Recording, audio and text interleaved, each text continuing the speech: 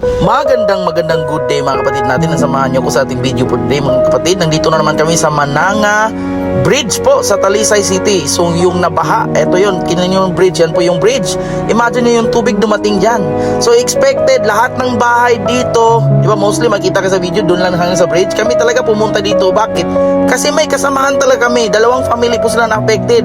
Bahay po lahat, as in, wash out po talaga. So sinamahan ako ng mga kapatid natin and tinulungan kami ng mga tao dito na ipatag yung bahay. Yan yung bahay ni Junior. Then sinamahan kami at nagkausap din kami ng mga taga dito po. Mayong hapon din, my name is Vincent Arcales. Nami karon sa lugar ng Pugyuhan.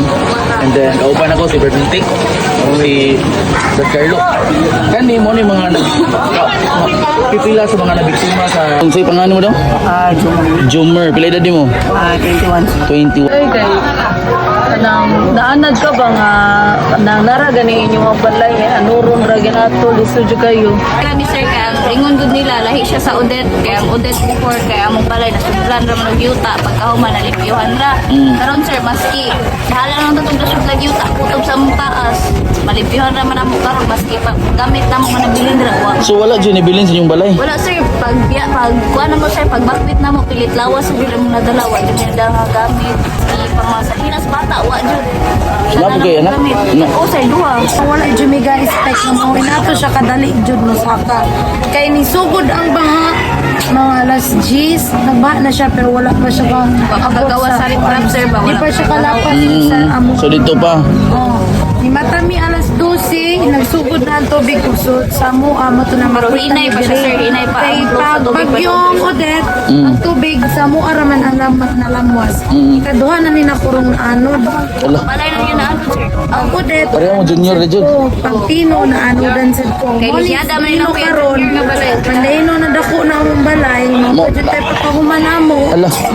nada jud tanan sa Gamit. amo mga TV nga gi utang pa no installment pa di man pwede karon nga ang ato nakuha nga mga gamit nga apil sa calamity di man bayad man karon mag-start na sad may sugod na sad may sa barong-barong lang sa ni Okay mo. Muna yung lagi sugod din taon. Kami sir ba bonsai. may unta to may makakita sa inyong video ang amo intang hangyo kanang Nagsin lang og buwan sir mga kahoy. sin lang or tulo lang miso sa kabubong ang kami na lang bahala mo puno.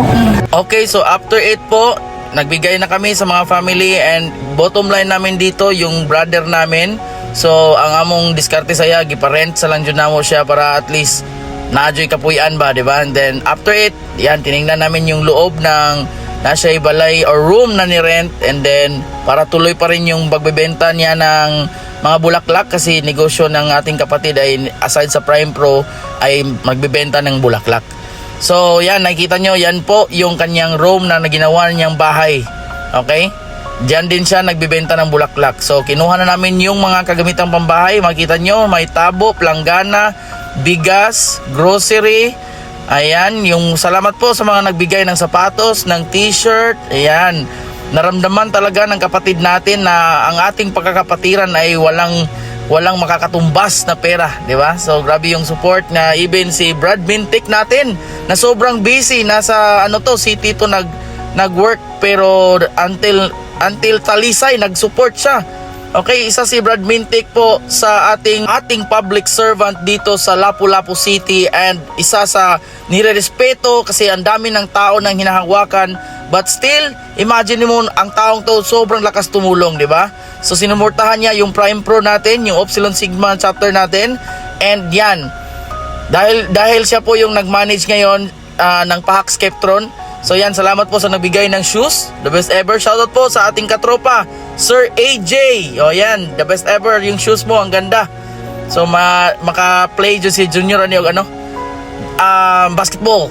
So yan, si Carlo din siyang nag-duty pero still kahit may duty, 'di ba? Nagtulong pa rin. So ganoon kalakas yung kapatiran natin dito. So dalawang box po yan, diyan ko nilagay yung solar light at saka yung pillow, yung kumot at saka yung tuwalya and everything. So yan, makikita mo na-receive na ni Sir Junior and sobrang salamat sa mga nag-support and sa mga gusto mag-support po. Mayroon kaming third batch will be happening this week. Actually, shout out po sa team sa chapter po sa Taiwan. Okay, sa Taiwan, this week po, mag-grocery na kami and mas marami kaming matutulungan sa binigay nyo po na donasyon. And shoutout din po sa chapter ng Dubai, Brad Kim, the best ever talaga. Ito, isa si Sir Junior na nagpapasalamat para sa'yo. So makikita nyo, ito yung loob ng room ni Sir Junior at yan nilagay namin na bali dalawang family yung lang dyan kasi may isang family din ng mga ka-Brad at side din natin na nasa ibang lugar pa, nagtrapal lang in town sila. Okay, so dyan lang namin binigay ni Sir Junior para siya yung magbigay sa, kasi kasosyo din namin yun sila, okay? Salamat po sa Dubai Council, Brad Kim, si Brad Litlit, Brad Marcol. Daghang salamat kayo ninyo, Brad. Naabot yun ako, kung tabang din naabot. Daghang salamat, long live, Alpha Kaparo, Prime Pro, Prime Pro, and Alpha Kaparo.